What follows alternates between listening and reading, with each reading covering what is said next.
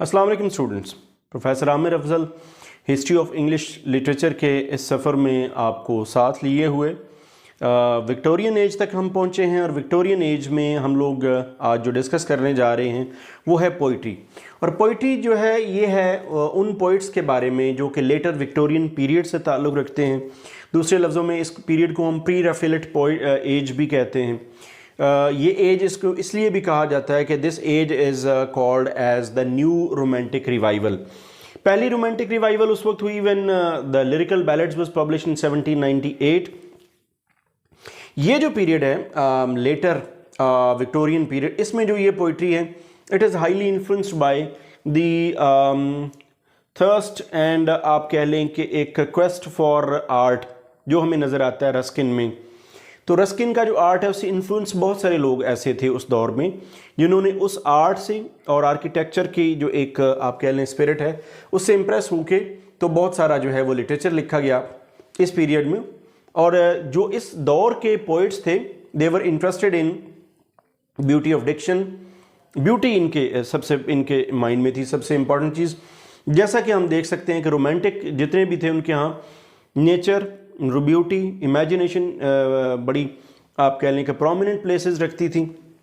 In the same way beauty यहाँ पर भी डोमिनेंट है, beauty of diction, beauty of rhythm, beauty of imagery. तो ये वही रोमांटिक जो थीम्स थे वो आपको इस एज के अंदर नज़र आते हैं।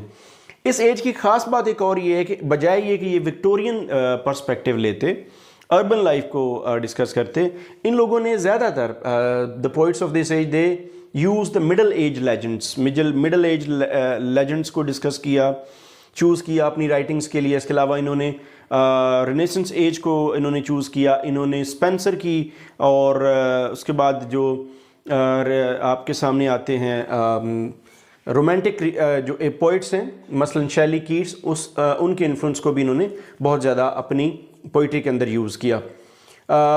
यहाँ पर इसी इन्फ्लुएंस में दो लोग थे जिसमें नाम मैंने बाद में लिखे हैं, मिलेस एंड हॉलमन हंट। इन लोगों ने दांते गैब्रियल रोजेटी के साथ मिलके एक क्लब बनाने की कोशिश की इन्होंने। और वो क्लब क्या था, उस क्लब का इन्होंने नाम रखा, that was the pre Raphaelite brotherhood club था। और ये एक फॉर्म करने की कोशिश की गई ताकि एक इस तरह की थॉट को प्रमोट किया जा सके। Romantic revival plus art plus beauty को विक्टोरियन एज में रिवाइव करने के लिए इन लोगों ने एक अटैम्प्ट की जो कि बहुत ज़्यादा देर कामयाब नहीं हो सकी।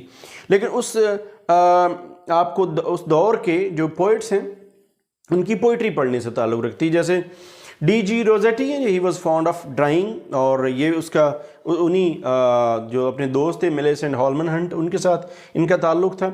इनकी बुक्स में हाउस ऑफ लाइफ है, Dante at Verona, Rosemary, the stream's secret, the bride's pleasure, the portrait, ये इनकी बुक्स काबिल ज़िक्र हैं। But again I tell you कि इनकी पोइट्री के अंदर आपको वही beauty of imagery, beauty of diction and rhythm नज़र आएगा और आपको पेंटिंग और आर्ट की ब्यूटी जो है वो नज़र आएगी।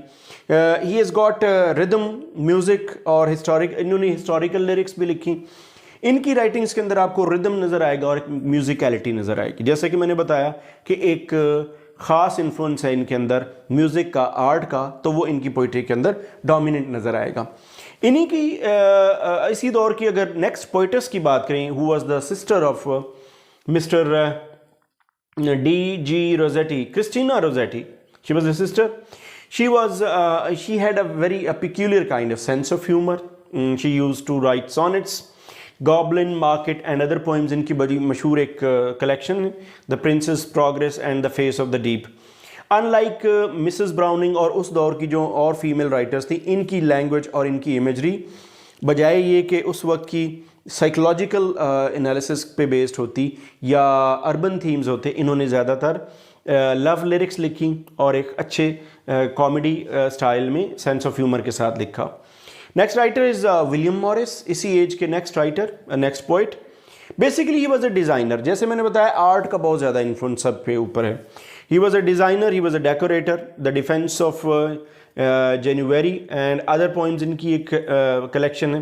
अच्छा, इनके यहाँ गोथिक स्पिरिट और वो जो रेनेसेंस पोइट्स हैं, मसलन सिडनी है, आपको स्पेंसर नज़र आता है, यूज़ ऑफ कलर स्कीम, जो पिक्टोरियल क्वालिटी आपको स्पेंसर के अंदर नज़र आती है वो आपको इनके अंदर नज़र आती है।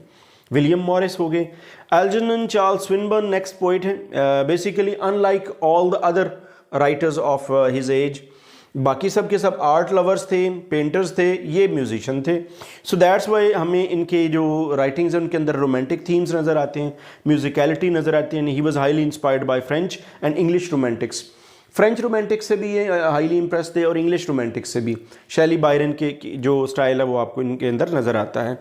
Atalanta in Calydon, Bothwell, garden of Proserpine, the triumph of time, ये इनकी मशहूर जो कलेक्शंस हैं पोइट्री की। स्विनबर्न में आपको ये स्विनबर्न की हैं जो आपको नज़र आएंगी।